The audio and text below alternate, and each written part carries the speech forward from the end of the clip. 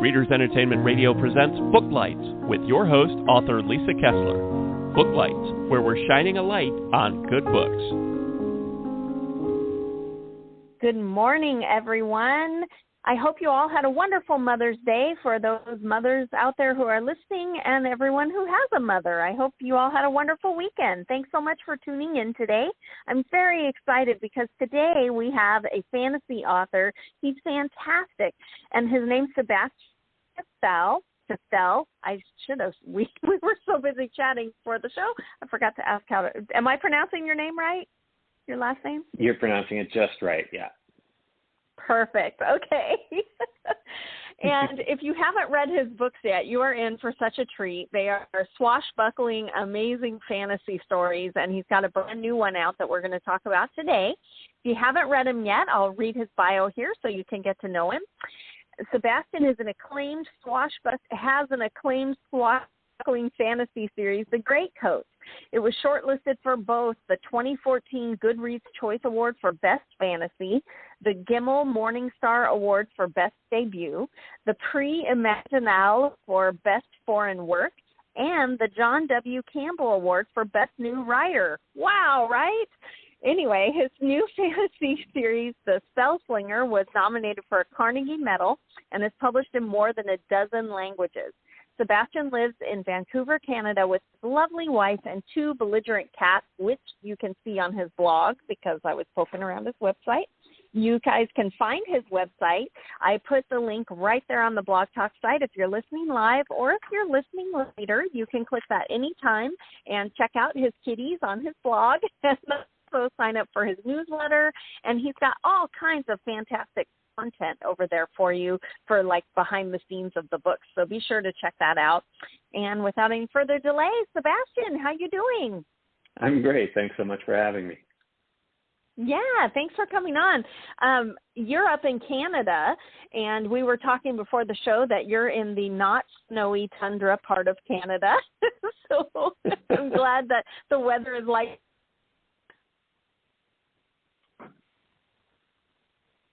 Oh, I lost you there.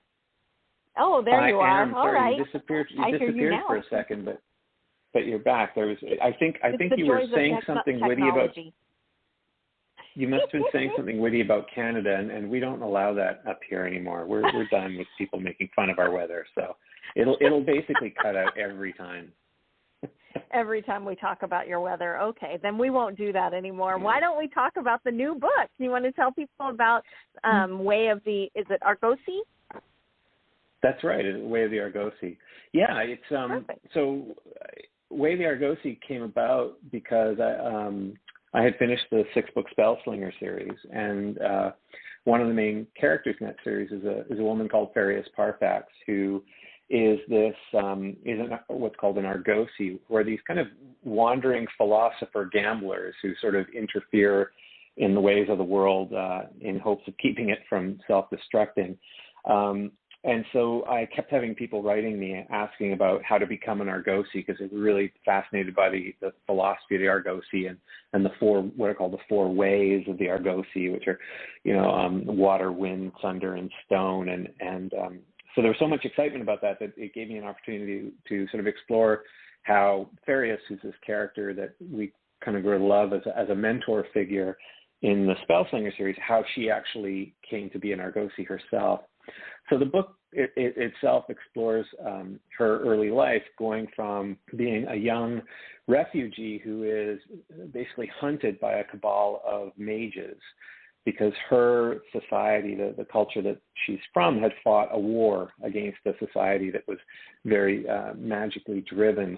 And her people had lost that war 300 years ago, but the society that they had fought against tend to be very paranoid, very sort of concerned with this notion that because they're the great mages, then everybody must be out to try and get them, and so they have this tremendous anxiety about that, and so they tend to go out and hunt these remaining refugees of this people who've largely been decimated.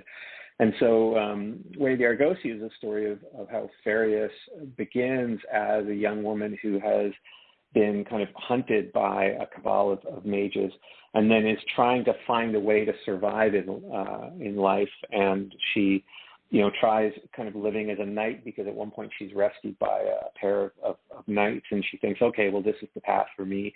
And then that sort of fails, and she tries to live as a thief, and then she tries to, live as a gambler, and she tries all these things, and none of it sort of works until she meets this very strange guy by the name of Durrell Brown, who is this card-playing, fast-talking, swaggering kind of fellow, who sort of espouses this Argosi philosophy. And as she starts to learn about that, she sort of finds another path before her, but it's one that is going to require that she give up the notion of vengeance against the people who have been hunting her, which is a very, very difficult choice to make. And so this book is in part about how she comes to make that choice, which is a very long and possibly not illuminating description of the book, so I apologize for that.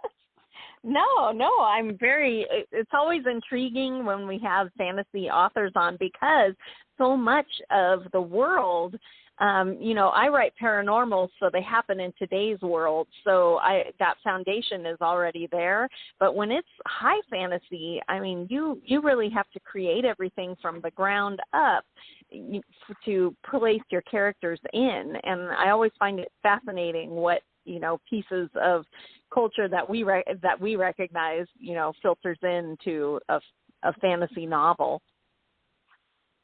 It's true, and the funny thing is that, well, I mean, I guess I tend to find, and I'm curious whether you find this as well, though, that when people sort of, that we tend to sort of give this, not quite free pass, but we give this sense, we give out the sense that, as you say, high fantasy, well, that author had to create this whole world, and urban fantasy or paranormal romance, well, they're getting to use the real world. But in fact, it always seems to me that we're all having to completely kind of create our world, because you have to create all the things that are the elements that are meaningful in those.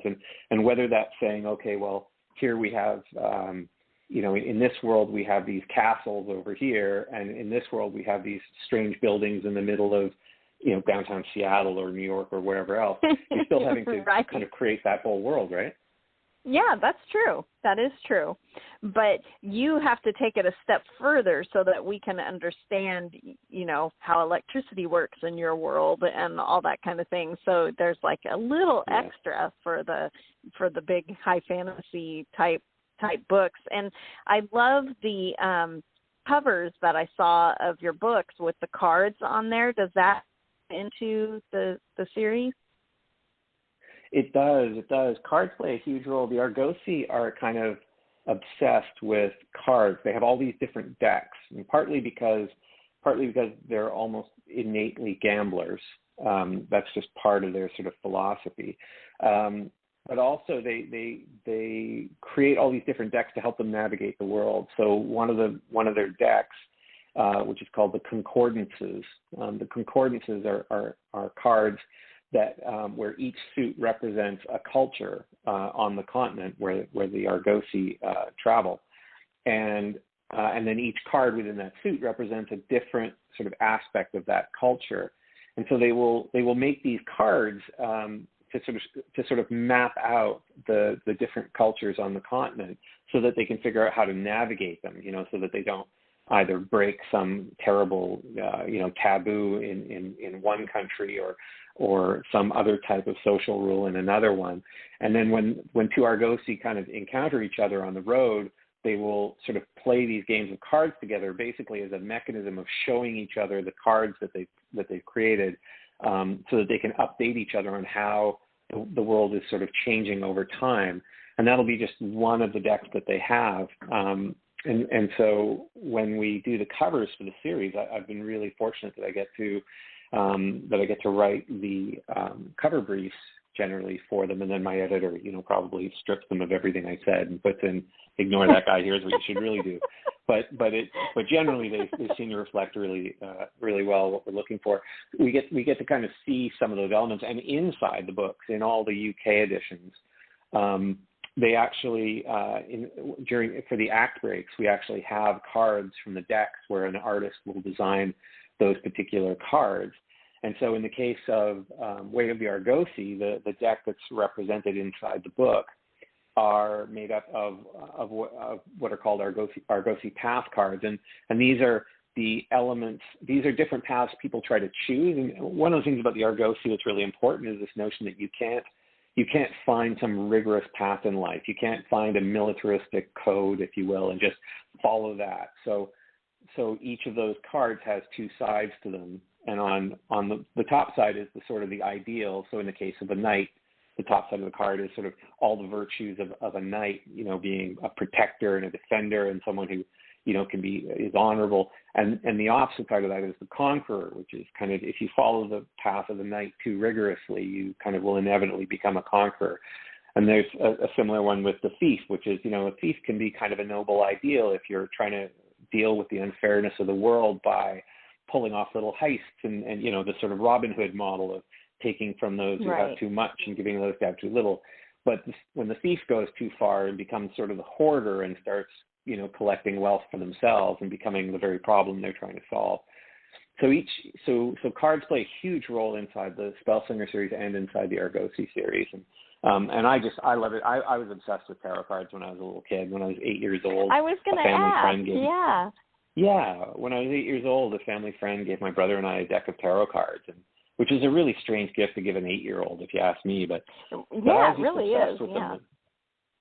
Yeah, and just the imagery is so beautiful and so evocative. Yes. And so I started reading about tarot cards, and of course, this was, there's a lot of nonsense out there about tarot cards, and one particularly wonderful form of nonsense was this theory that was out there that tarot cards had been created by traveling merchants and sort of these people who traveled across vast continents, so that they could, as a trade language with people who you didn't share a verbal language with. So you'd pull out the cards and you could communicate back and forth using the symbols on the cards. Now that's all, and it's almost certainly not true, but but I just love that idea, and so that became part of how the Argosi operate. Oh my gosh, I love that. So tarot cards kind of inspired this whole facet of your fantasy, right? Of the cards and communicating between people and things like that. Oh, absolutely. Cards are they're such a remarkable thing. Like, books and decks of cards are two things that always fascinate me, right? Because they both contain just such a huge amount of information. They can sort of contain and communicate so much, and the difference is that the book is linear, right? A book, has a beginning, middle, and end, whereas a deck is better suited to individual, like, mini stories, if you will, or mini ideas that you can then shuffle and play out any way you want. And cards are, and they're such a wonderful shape. If you've ever seen like a professional throwing cards, that they can hurl a card with like surprising force. So for example, one of the weapons that the Argosi sometimes use, it shows up, is because they handle cards all the time, they're very comfortable with them, and they're with the shape and all of that. And so one of their weapons that Farius sometimes carries in the Spellslinger series is a deck of steel cards, these razor-sharp steel cards. And so she'll use those when, she generally tries to avoid violence, but when she's forced into a situation like that, she will use those cards either as a distance weapon to hurl them, or she'll fan them out, which creates kind of like a fan-shaped blade. So I just love all that. It's just so much fun to play with as a writer. Yeah, and do you actually have a tarot deck? Do you use it to help inspire you while you write? Because I do. I'm very into that. But I mean, do you use decks as an inspiration sometimes? I try to sometimes, and I haven't sort of mastered the art of doing that. So I'm interested to hear how you do it, actually, because maybe then I can bring that into my own practice. Because for me, I'll sort of try, but there's a certain discipline that's required, isn't there, to sort of take some cards and go, okay, I'm going to shuffle these, and now I'm going to make these a part of my writing process. So not to flip the interview, but I'd love hear how you do it. Yeah, well, we'll have to talk after, but yeah, I've taught at romance conferences. I've taught some classes to writers on how to use, oracle decks and tarot decks and stuff like that when you get stuck, and I always find them to be very, very inspiring, and you always grab the card you need, which is kind of creepy. I don't know how that works. I just trust that it does. It's funny because that's the Argosi. So one of the things that's a big deal in the world of Spellslinger is that the Argosi are absolutely, it's not that they're anti-magic, it's that they, in a world where everybody treats magic as if it's like the most powerful thing and it's so important, they kind of almost mock it. To them, magic is sort of like it's a children's toy. It's your first obsession with fire, and that kind of thing that kids sometimes have, and they sort of look. What they do instead is they really try to elevate everything that is human, right? That human beings can do. Right. In a sense, I wanted the Argosi to be my sort of anti-Jedi, because as much as I love Star Wars, I always kind of resented the Jedi because as a concept, it's sort of like you have to be born with it and you're either attuned to the Force or you're not. And if you want to be really good at it, you have to kind of banish your humanity to some degree and your emotions. And the Argosi are just like, they're all about, emotions and being a human being. And so all their talents are these things like, they have the art of loquet, which is the talent for eloquence.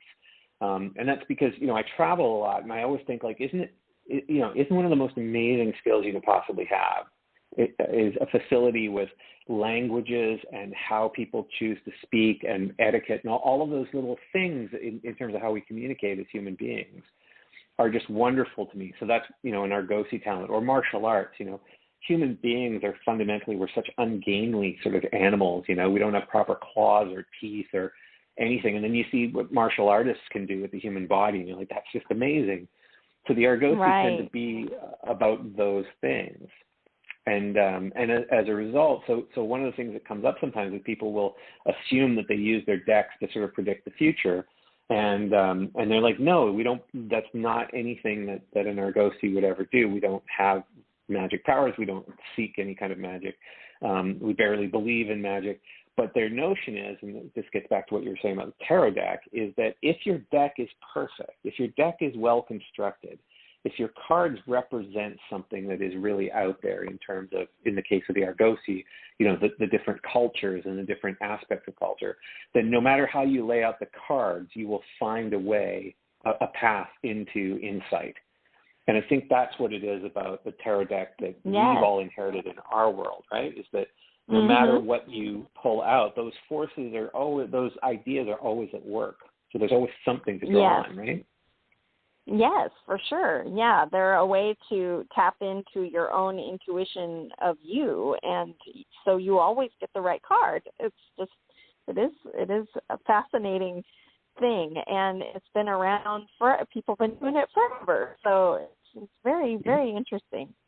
I was going to ask, the books are very, and not Spellslinger, I was peeking at the other new series that's coming, lots of swashbuckling, and you and I were talking before that you do know how to fence, and you've done some things with choreography for fight scenes, and I once took a fencing class just so that I would have some knowledge of what it feels like to hold a sword and things for writing. And it's really hard. So do you want to tell people kind of your background in that and how that influences your books? Sure. Yeah. I mean, like most writers, everything in your experience, all of your experiences go to shape your writing, which is one of the things that makes writing so amazing as a vocation, because, you and I can have completely different backgrounds. And therefore, if we can both try to write the exact same book, writers are typically, especially new writers, are obsessed with being original and trying to be unique, and then they get frustrated and tend to give up. But if we actually set out to try to write the same book, we'd end up with two completely different books, right? Yeah, yes, because all those experiences shape us. Right. Exactly. So So in my case, two of the big sort of influences on my writing, and one was music. I've been a musician most of my adult life, and not a great musician, but a traveling musician with various corporate rock bands and things like that, right. or tribute acts. I play in a Beatles show sometimes, which is an absolute blast. And so music tends fun. to sort of. Which Beatle are you? Oh, I get to play John Lennon, which is the best part. What? John That is the best part. John doesn't have to sing all the high notes. He doesn't have to play all the hard solos. He was really just a guy hanging out in that band. So yeah, he had a good gig there, and so yeah, I love that. The weird thing is he had some good lyrics though. He was the walrus and all. He was an amazing writer. There's different phases to his songwriting and things like that, but I always thought that the constraint of Paul McCartney on John Lennon's weirdness meant that you got the best of both worlds, right? You got the mixture of the very sort of raw, emotional, philosophical weirdness of John Lennon, but then kind of partly shaped by the kind of just the mastery of craft that Paul McCartney had. So anyway, yes, but before I start breaking out into my John Lennon accent about the Beatles. I also got to play in an ABBA band, so that was really cool too. So yeah, there's so much great music. And music again is one of the things the Argosi talk about a lot, because music is one of the most incomprehensibly wonderful inventions of human beings, right? Like I don't care if you love country western music, or if you love hardcore rap, or or metal, or whatever it is. Like there's always something out there that speaks to us, and that kind of again, when you think of how ungainly human beings tend to be, right? We're not born like songbirds. We don't just come out of the egg and start making beautiful sound. It's something we had to teach ourselves, which makes it all the more valuable. But sorry, you were asking about swords. So I used to fence, and then I got into theatrical fencing briefly there, which is sort of it's choreographed fencing with sort of more classical weapons like rapiers and long swords and things like that. And then I started being asked to choreograph fight scenes for plays, and the first one I did that was really just such a blast for me was a production of La Liaison Dangereuse, Dangerous Liaisons, of which there's been various movie versions. And there's a couple of sword fights. There's a few sword fights in that play. And the director asked me to take it on, and I said sure. And this was a small community theater, but the two actors who were playing the two main characters who had the big sword fight in that piece the three of us got along super well, and we sat down together early on, and we're just like, do we want to just kind of like get this thing done, or do we want to really just pour way too much work into this and just make it the best sword fight we possibly can? And they were game, and so was I. So we spent countless hours. I was training these guys several 10 hours a week, I think, and we were working on choreography, and this was also what's called theater in the round. In other words, instead of it just being a stage and then the audience safely away, it's the audience is basically surrounding the actors, and so that makes a sword fight even trickier, because you have to choreograph it so that the lines are exactly right, so that nobody suddenly stabs someone in the audience. And and these guys were wonderful, and we had a great time, and they did an amazing sword fight. And then from there, I ended up, one of them went back to England and was in a great production of Richard III, and so then the director for that talked to me over the phone, and then flew me out there to choreograph. I think there was like 8 fights, 8 fight scenes in that play. So I got to have some really good fun, and that really informed a lot of my writing, because if you look at if you look at a Shakespeare script, for example, like a Shakespeare play, Romeo and Juliet, right, which has a few different fights in it. Basically, they'll have dialogue up to the point where the two characters are going to fight, and then all it says in the play is, they fight, right? Like, that's it. It's 2 words, they fight. There's nothing else, and then they go back to acting. Right. And so there's very few plays where even where there is any dialogue meant to be inside the fight itself. Sometimes you can kind of force it in if you're lucky and the director's accommodating. But what that meant was I had to try to, I and other people I would be choreographing with, and the actors, all of us together, would have to put together a scene in which you could watch 2 people in a sword fight, or however many people in a sword fight, and you would have a sense of a story unfolding during the fight scene. So it had to be the moves that they chose to do, or when they hesitated, or when they tried to take advantage. All those things somehow had to communicate to an audience things about those 2 characters, about what they were going through, about what made them. And so that was just that for me taught me that when I was writing any kind of action scene, that I needed to somehow try to imbue the action with character. So even if you're writing, let's say, a chase scene, right? Like if you think of a Hollywood chase scene with the cars going all over, a lot of the time you're just watching spectacle, and spectacle can work in a movie. Spectacle doesn't work in a book at all. But even in a movie, there's ways to do it. Yeah, there's ways to do it. There's ways to show that the characters' choices while they're driving that race car show that they're more timid, or that they're worried about hitting pedestrians versus someone else who doesn't care. So that process is really important, and I've tried to carry that forward with me in all of my writing. Yeah, I love that. And so, of course, I have to ask, since the sword fighting is a big deal, what do you think about the Princess Bride sword fighting scene? Oh, I use that sometimes. Occasionally I'm asked to teach a master class in writing fight scenes, and anything that uses me and the word master at the same time always seems completely incongruous. But because I'm really not, there are tons. A friend of mine, I think you might be interviewing at some point in the future, Chris Humphreys. He's a great sword guy, and Miles Cameron, who's another wonderful writer of fantasy and of historical adventure. He knows more about sword fighting than anyone I know. So I don't want to sort of posit myself as a massive expert, but I'm a fan, certainly. And The Princess Bride has one of the most fun, most classic fight scenes ever, which is the sword fight between Wesley and Inigo.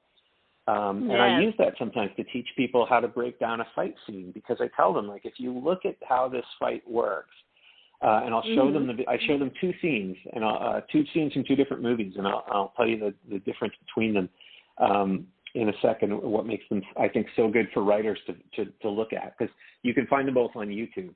But the Wesley and Inigo scene from Princess Bride, when you watch that, first, what does it do? It tells you about the characters, right? It establishes the 2 characters. One saying, I could help you up, and he says, well, I'd rather do it myself. He's like, what if I promise not to drop you? And you realize that they're trying to establish that they're both honorable people, and then you find out a little bit about them, right? And so you know what the stakes are for each of them and why they're getting into this fight, which creates the stakes for the reader, because the reader, or the viewer, the reader of the book, it's a wonderful book as well, but the audience, as soon as that fight begins, they realize, oh, wait a minute, I don't want either of these guys to die. Like, I'm scared for both characters. They say, I hate to kill you, because you're such an artist.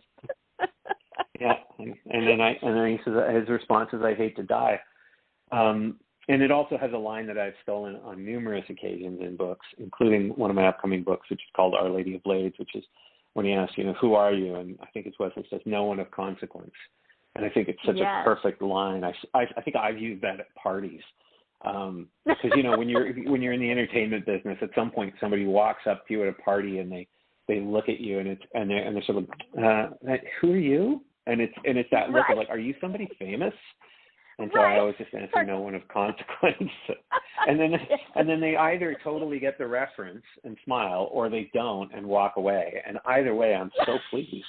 Either way, you win. The line has done its job. Exactly. Right. But as that fight scene, sorry, go ahead. No, go ahead. I didn't mean to interrupt. Oh, no worries.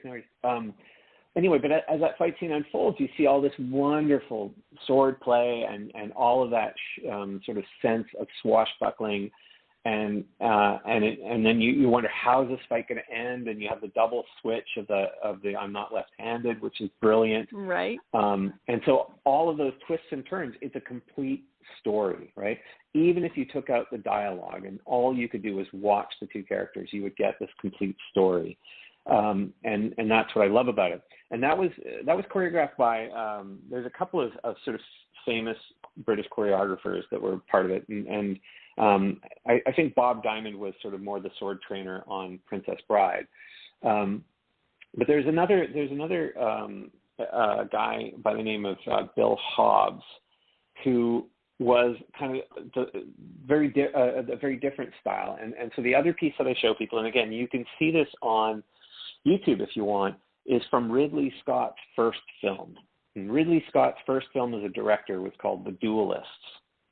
And it features Keith Carradine and Harvey Keitel, or Harvey Keitel. I never know how to pronounce his name, Harvey Keitel, playing two French soldiers. It's from a short story, and I think it's from Joseph Conrad, Joseph Conrad probably. It's from a famous short story, and it's about these two soldiers who end up dueling each other several times over the course of their lives. And the opening fight scene of that is the exact opposite of The Princess Bride. There's no dialogue. It's short, it's nasty, it's cruel, it looks awkward, it's almost painful to watch. And Ridley Scott had told the fight choreographer for that, as he was beginning production on that film, he said, I don't want to see any of that Errol Flynn crap. I want this to be dirty and ugly. I want people to feel uncomfortable. And so he created something that was incredibly realistic. And so if you watch those two, I think, both as someone who likes to read books or watch movies, you see these two different visions of of a sword fight. And then as a writer, it's really fantastic because you realize, okay, I have a lot of space to play in if I want to write an action scene or a fight scene. So that's what I love about those two pieces. So yeah, I'm a huge fan of The Princess Bride and The Duelists. Yes. Yeah, fantastic. Well, I could talk to you all day, but we're running out of time. So I want to remind everybody to go grab The Way of the Argosi. And is it out in the U.S. yet? I saw it was out in the U.K. It's out everywhere in the world except my home country of Canada and yours of the United States. It's coming out soon. However, you can easily order the hardback, which is absolutely gorgeous. The work that they do on these hardbacks, like they're almost, I adore the hardback editions, and or the trade paperback. You can order those from Book Depository, which I think is an Amazon company, and they ship for free anywhere in the world. So it's actually often cheaper than most other ways of buying the book. And then ebook and audiobook are coming out soon. I think probably within a couple of weeks. And the audiobook for this is absolutely amazing. Kristen Atherton was, we were really worried about who was going to take on the voice of this sort of very iconic character for all of us that worked on the books. And she just, I cried when I listened to her performance of the book. It's one of my favorite parts of being an author is when you get to hear the audiobook and an actor comes in. I do love the audiobook. They just add these layers to it, and I was like, wow, this is like a whole different story in a way, and so you get to enjoy it twice. So that's what's going on. But it'll be out soon. Okay. Well, everyone run out there and grab it and check out Sebastian's website and sign up for his newsletter so you don't miss the next book. And we'll have to have you back on again when the next one comes out because there's so much more to talk about. But thanks so much for being here. Oh, thanks so much for having me. I had a great time. Thanks for joining us on Booklights. Be sure to connect with us at www.readersentertainment.com for articles, blogs, videos, and podcasts that matter to readers.